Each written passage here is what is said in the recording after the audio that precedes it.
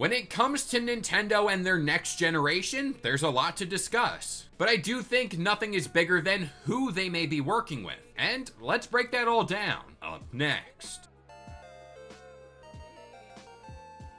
What's going on, guys? It's Kalo, and I'm here to give you the lowdown on all things gaming. And if you're new here, feel free to subscribe to this channel for weekly video game news content. Drop a like on the video, and welcome to the Level Up.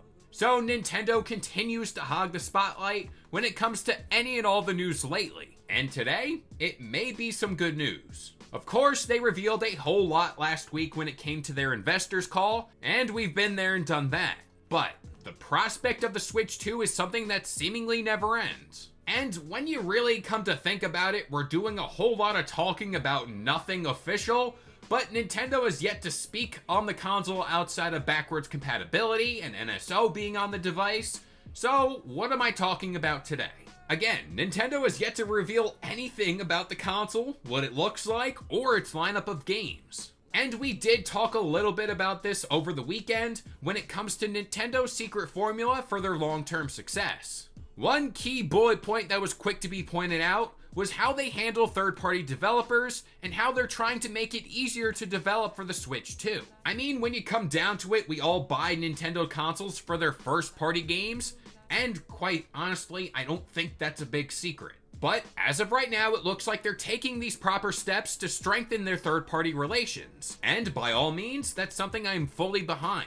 So in this big slideshow provided by Nintendo, there was a little slide that caught my eye. And it's this one right here that is ideally a list of publishers that Nintendo intends to work with when it comes to the Switch 2. And there are a bunch of well-known developers in the mix. We got the likes of Atlus, who may bring Persona 3 Reload or ReFantazio during the Switch 2's first year. We got Capcom, so maybe some Resident Evil games. And a few others like EA and From Software, which is a major surprise for you Elden Ring fans out there. But in my opinion, the most interesting name on this list is Microsoft, which you may not view them as a third-party dev, but when you look at their recent ventures in the world of expanding this Xbox portfolio, it does make a lot of sense. And for this, I'm looking at that good old Activision Blizzard deal to rear its head. Sure, we can expect rumors of more Xbox games like Hi-Fi Rush or Sea of Thieves to be ported over to this console, which I do fully expect here. But I do think one game that isn't being talked about enough when it comes to the Switch 2 and its power and all that fun stuff,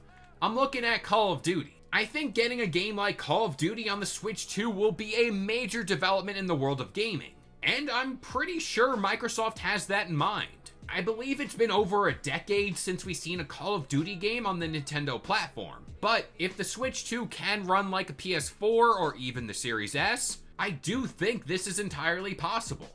And I do believe getting a game like Black Ops 6 on the Switch 2 will boost the odds that Black Ops 6 goes down as one of, if not the best Call of Duty ever made. And we can kind of link that to this idea that player counts will spike, no doubt, when and if this game hits the Switch 2.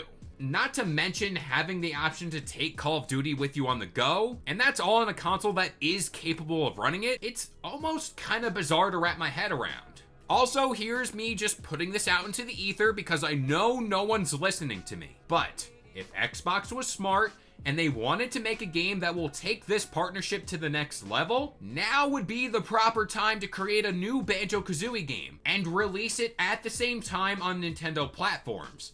And again, it makes too much sense. But with all that being said, I'm gonna pass this one off to you guys. What do you think about this partnership between Microsoft and Nintendo?